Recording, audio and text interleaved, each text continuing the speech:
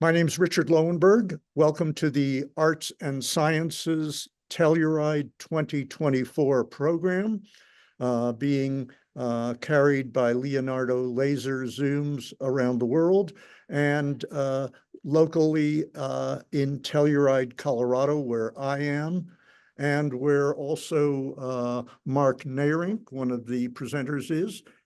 And so to begin this session, I'd like to introduce David Eric Smith, who I met a few years back at the Santa Fe Institute, one of his many residencies and places of involvement. And we're also joined by Edwin Valentin, who every 2 years or approximately that hosts the InformationUniverse conference, which Eric Smith has been part of, and Mark Neyrinck has been part of in the past. And Mark is also a physicist, cosmologist, these days based in Denver. And I'll let each of them introduce themselves in greater detail. Mark Neyrinck, who's sitting here in a room next to me, and let's ask Mark to do his presentation. Right, so I am glad that Edwin showed that video. I'll make reference to it in my talk. So I'm basically going to talk about the origin of information in the universe, which is pretty grandiose, but there are some things that we can say about that.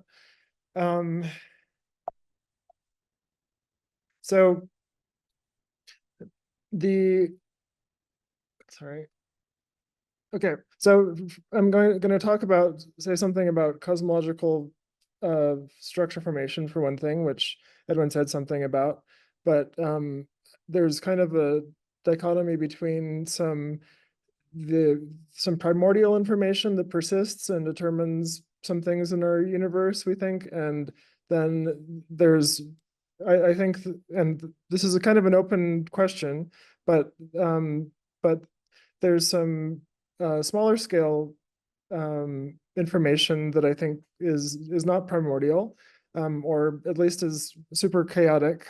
But there are some two regimes that I think it's not widely appreciated how these operate. I'm also going to talk about some how information sort of gets processed and some more familiar branching structures than the cosmic web, which is sort of my main research topic. So one example of, well, so in this series, the concepts of watersheds the concept of a watershed has come up quite a bit, at least that I've seen, and it's a topic that's important in the Telluride Institute. So I want to say something about that. So first I'm going to show another movie. This is a collaboration with an artist, Emilia Scarniulte. I'm not sure how to pronounce her name, sorry. But what you're seeing here is, well, I'll start from the beginning again. At first you don't really see anything, but then gradually you should see some structures starting to emerge. I'm not claiming that this is an emergent thing, but it's something that you don't see at first, but then it gradually comes into being. I think that this is an example of what art can, well, what trying to be a little bit more artistic and in discussing these topics can do. As a scientist, I usually try to show information as efficiently as possible, but the actual experience of structure formation in the universe, of course, happened over billions of years, and it's easy to forget how gentle the primordial pattern of density fluctuations was that we think grew into the current structure. So this is I didn't say anything about what this is really, but this is a patch of the universe. It's actually a two-dimensional simulation rendered in a kind of unusual way, where it's kind of like it's a backlit but there's some dark matter that's dark, and it's backlit from behind. And there's a good approximation in which the structure is sort of on what's called the dark matter sheet, which is rendered here. And it doesn't look very much like what Edwin showed. So in what Edwin showed, there were nodes, there were sort of bubbles that developed, and those are only at the nodes of this network. These ribbons, these pleats in the fabric are usually largely invisible. Those are called filaments in the universe. Okay, so that was just a little hint of art.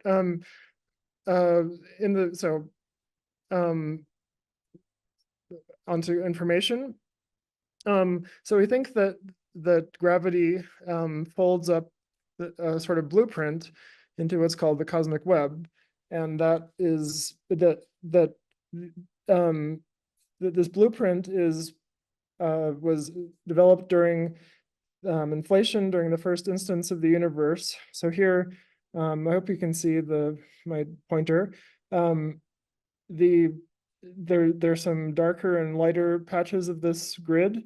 The lighter patches have less material, and the darker patches have more material, but there are very tiny differences between the densities in the blue and the green patches, but of course amplified quite a bit so you can actually see them.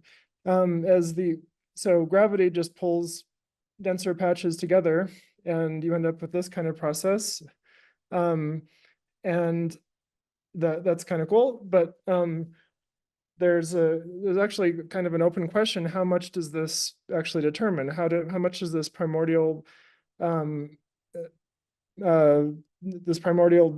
blueprint, which is information, that's what I'm calling primordial information, how much does that determine? What does that determine? Does it determine what happens inside a galaxy? To what degree?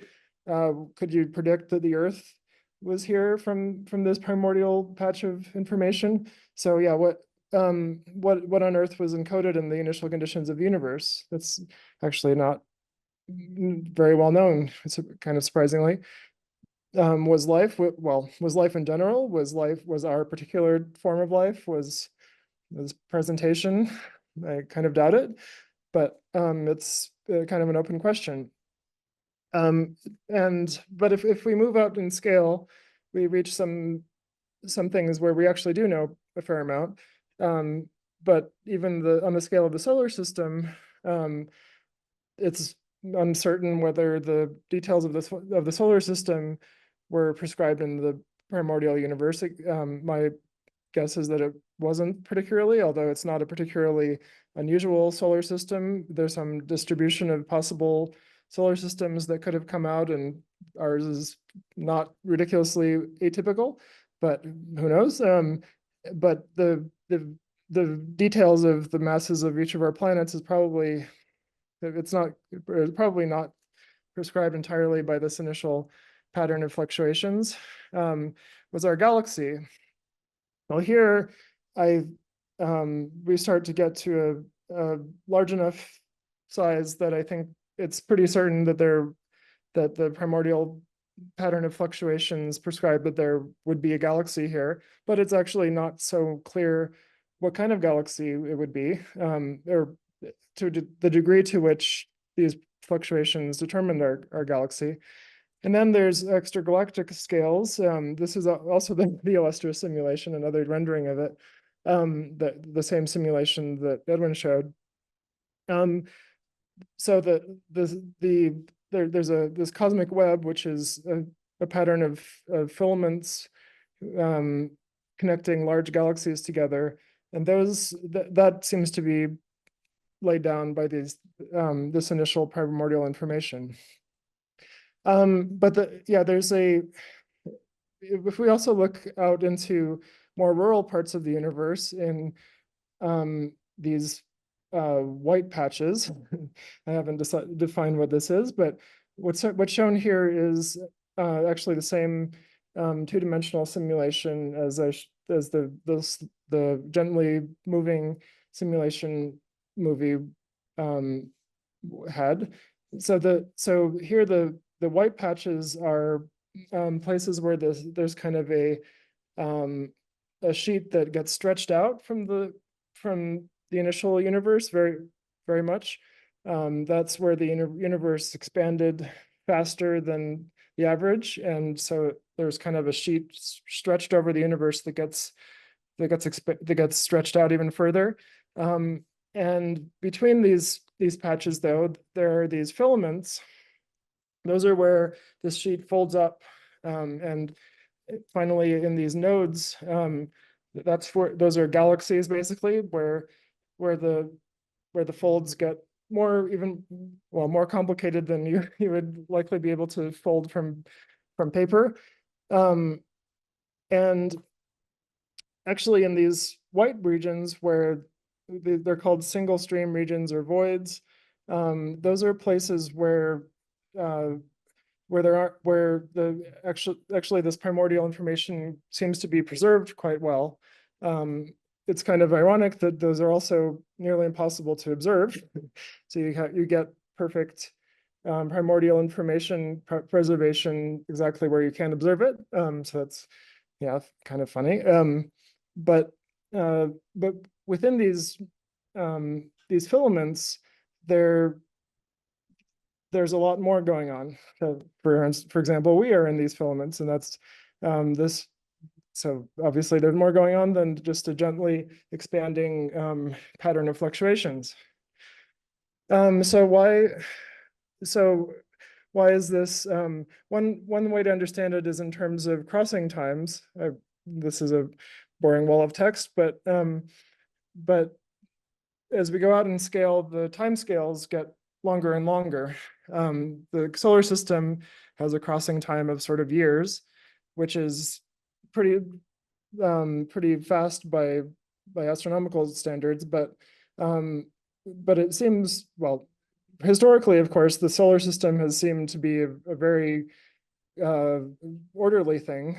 The word cosmos, of course, means order, and we thought that was a lot more orderly than whatever was going on Earth. So, which is kind of true, but that's partially because some instabilities have long gone away or been excited, and so we're left with stuff that's pretty stable.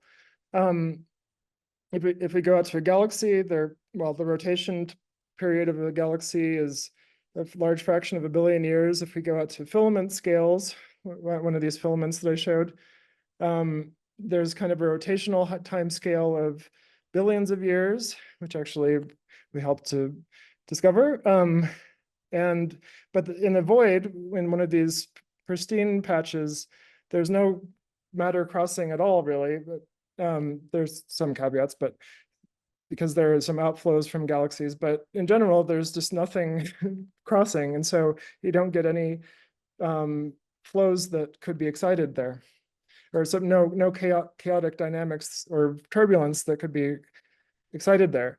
Okay, so the collapsed regions of the universe, like galaxies, this is where it's an open question, I think, how much non-primordial information there is. So here's a figure from a paper by Shai Janelle et al., where it shows the high amount of chaos that occurs in a galaxy. So it's a time sequence of a galaxy, and we start from when the universe was 0.8 million years old, and we proceed until the universe is almost as old as it is now, 10 billion years old. And what they did was they set up two different simulations. One was a copy of the other, and in this shadow B, they made tiny perturbations to all of the particle positions. These are all of these are made up of lots of little particles that the computer keeps track of. And they ran the simulation in both cases, and they ended up with two quite different looking galaxies. And they even a long time ago, billions of years ago, they looked somewhat different. It's a little bit of an open question how much of this is numerical rather than physical. Well, maybe more than a little bit. There's definitely an ambiguity whether it's the computer simulations that and the numerics of that cause this that exacerbate these differences. But there are also some arguments that the numerics tend to suppress the differences. So it's a big open question. And this is so I won't go deeply into this, but this kind of shows how much chaos, some measure of the degree of chaos in different environments of the universe. This is from a paper that was from a couple of years ago, that from me, and also the same guy from the previous slide, Shai Janelle. What it shows is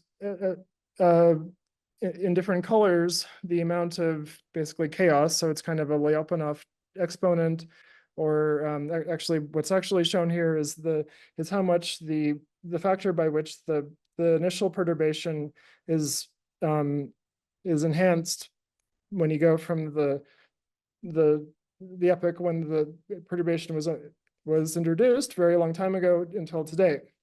And these yellow patches are where basically you can't even predict which side of the galaxy this particle will be on, whereas in the rural regions of the universe, in these voids, there's you can predict very well where the matter is going to be. So that's just to put some quantitative some numbers on there, and so you end up with the factor of 1,000,000 more uncertainty in where a particle is going to end up. So this is chaos. It's actually not very, shouldn't be very surprising. But okay, so that's one aspect of what's going on. You get more and more sensitivity to the initial pattern of fluctuations. But also, I think, but also there are some processes that in a galaxy that can amplify very small scale perturbations up to larger scales. So it's not all the primordial fluctuations that could carry that determine with higher and higher sensitivity what happens at later times. There are also some things that happen which I think could broadcast new information, if there is any, to the scale of a galaxy. So one example is in black hole triples, or actually any sort of triple system. So the three-body problem is well known as a very chaotic system, and it actually hasn't been that long, since sort of this year, that the consequences of that kind of became clear. So there's this paper by Charda Buchholz et al., and a couple of other ones going back a few years, which point out that if even you don't know the positions of black holes in a triple to Planck length uncertainty, which we think is impossible to know with that level of precision, eventually a lot of these systems are chaotic enough, in some instance at least, to produce astronomical scale differences in where the black holes are. So meaning it looks completely different. The system looks completely different. And there's also turbulence. There's a lot of turbulence in the universe. In these rural areas of voids between galaxies, there's not much turbulence, but within galaxies, there's more turbulent flow really than non-turbulent flow.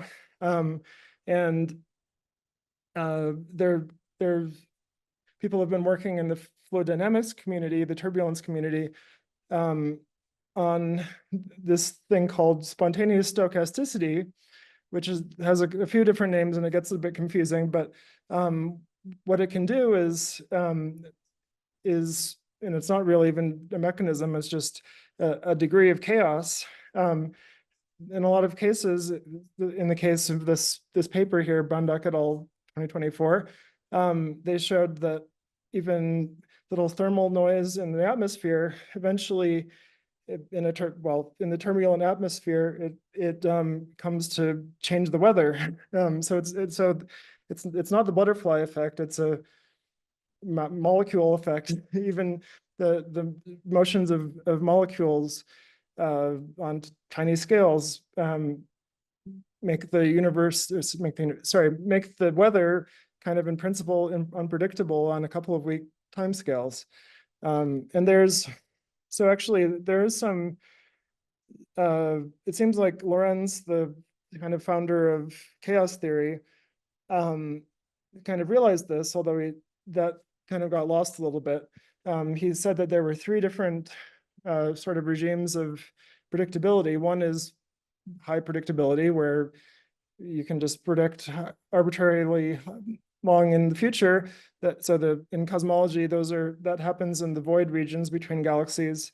There's the second thing, which is the usual butterfly effect, where well, I can just read it. The error eventually becomes much larger than the initial error, but you can make that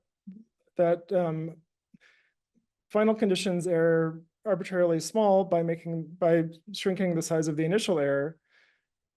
And then there's the third one, which seems to be actually the generic situation, even though it's not what's usually thought of in the butterfly effect. And that's that for any particular, well, the error eventually becomes much larger than the initial error. Okay, that's the same as 2.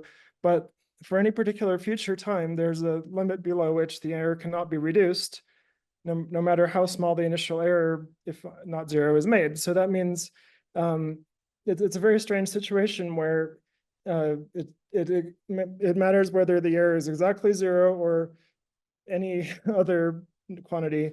You get a huge difference after, in the atmosphere's case, a couple of weeks. But it is in principle a deterministic system where if everything is exactly the same, you still get the same thing. So I guess the point of this is that you need only a tiny perturbation. In the case of this paper by Bunduck et al., they showed that that just a tiny thermal fluctuation is enough to cause large differences at late times. And this is just for some graphical, some quantitative graphics about this.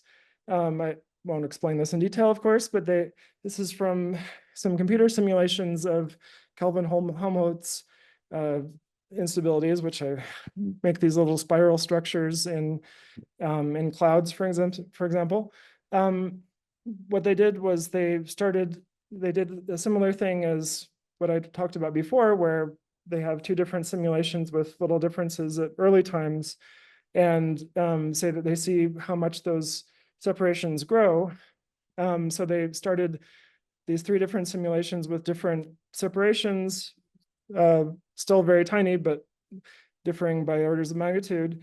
And after some amount of time, the separations all kind of line up together. So you can't tell just from the final separations how large the initial separation was.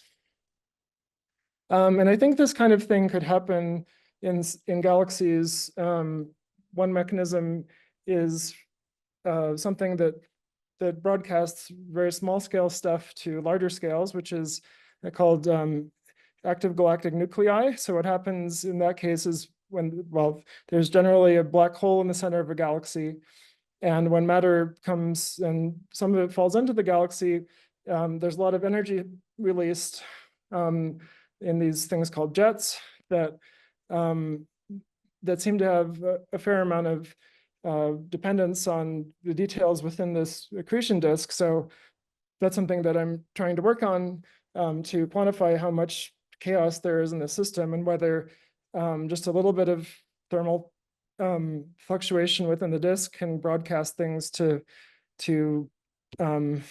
we could broadcast a fluctuation, a meaningful fluctuation to the scale of a galaxy. Okay, so I guess it's time to start wrapping up, or maybe finish, be in the middle of wrapping up. I just wanted to say a couple more things. One is that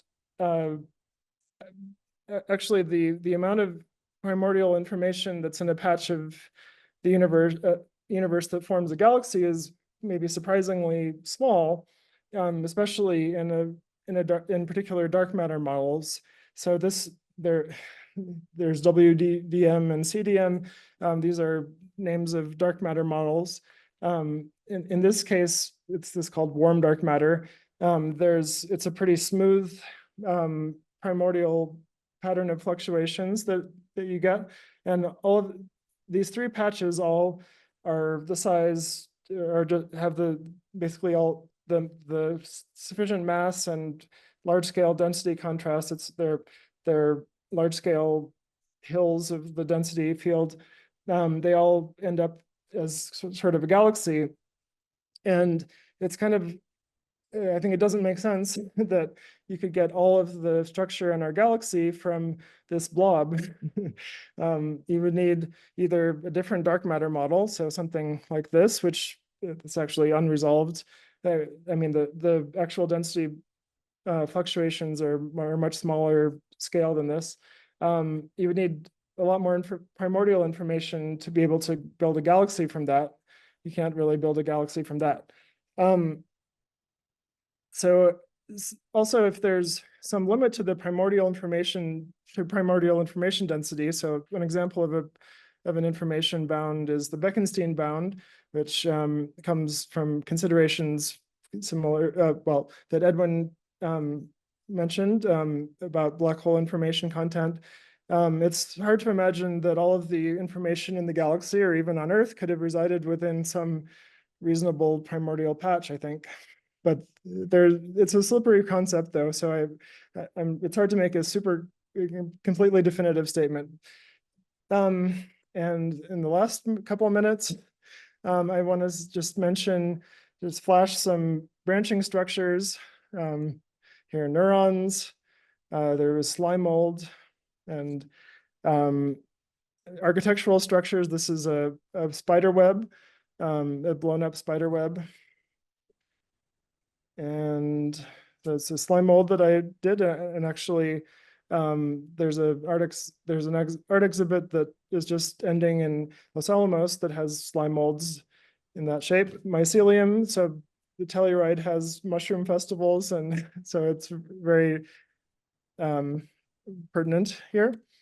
And lungs, there's some other branching structures, roads, especially weighted by the traffic on them. This cosmic web, which was the main topic, and the circulatory system, and hydrology. So I'm going to show watersheds, and this will be really the last minute or two.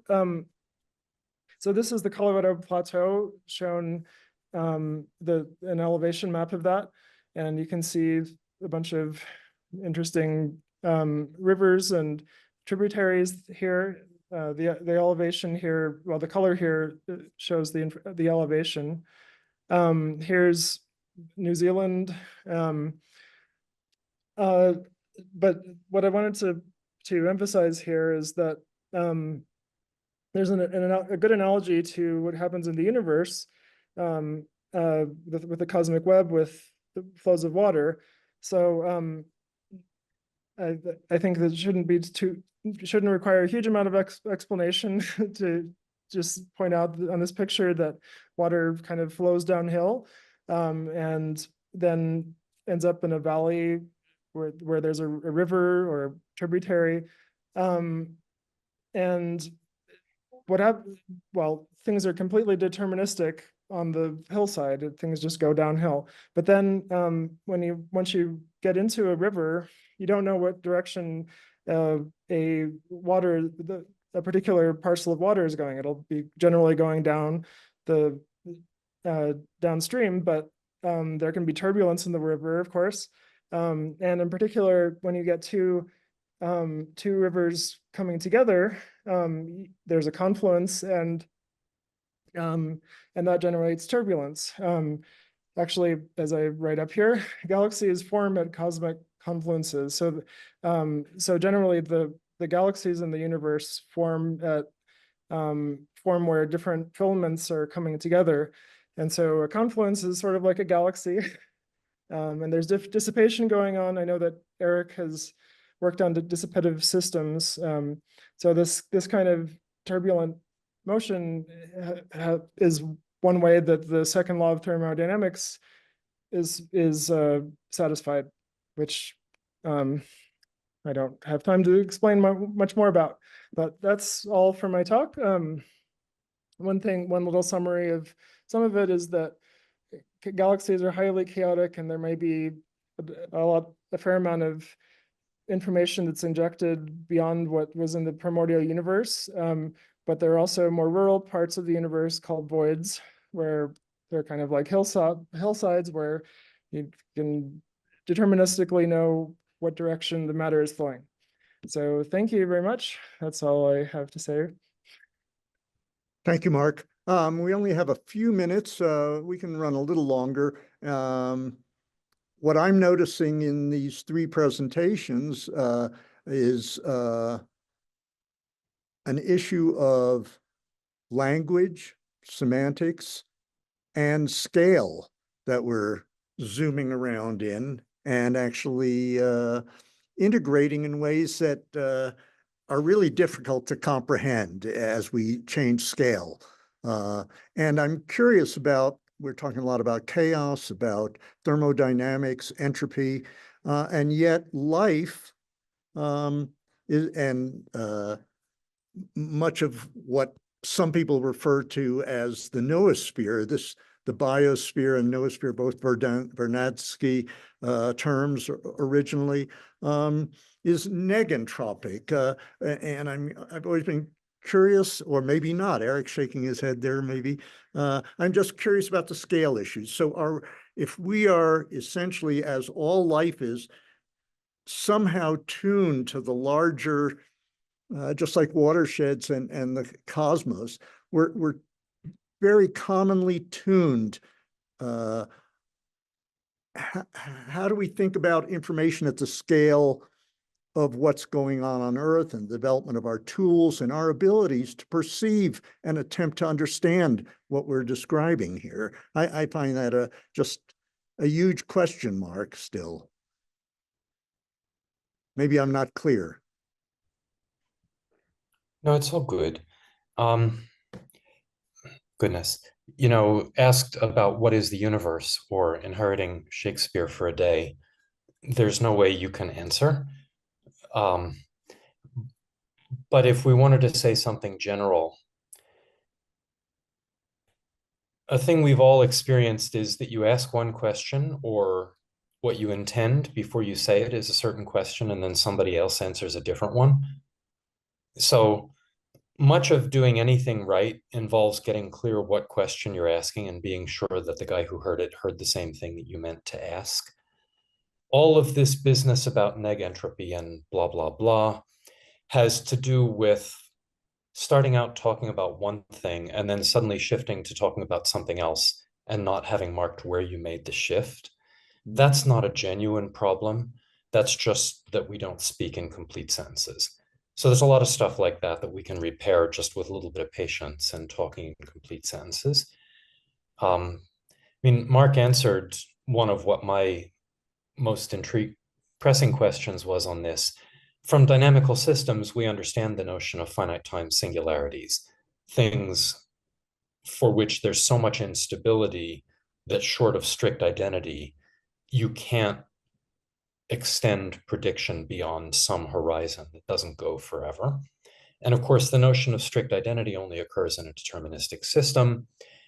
If you are talking about classical observables in the universe, even if you have a non-chaotic underlying quantum state, if you're in a world of decoherent histories, or, people use the word many worlds, I'm not worried about the word, but basically decoherence has a characteristic non-zero scale. And so all of these classical phenomena in galaxies and what that we observe involve phenomena in classical observables that are within these decoherent histories. I think Mark demonstrated that there's a lot of stuff that would not be predictable just from the non-zero scale at which decoherence occurs. This is the kind of stuff Seth Lloyd writes about in his book. I think it's titled Computing a Universe or something like that. So a lot of this has to do with the fact that you ask contingent questions about the late world with a lot of structure in it, and your answers are about those ensembles. And those are different questions from answers about primordial quantum fluctuations and so forth. All of that we can do to some extent, but we first want to try to understand each other in doing it. Is that fair to both of you, Mark and Edwin? Yes, I would agree with that generally.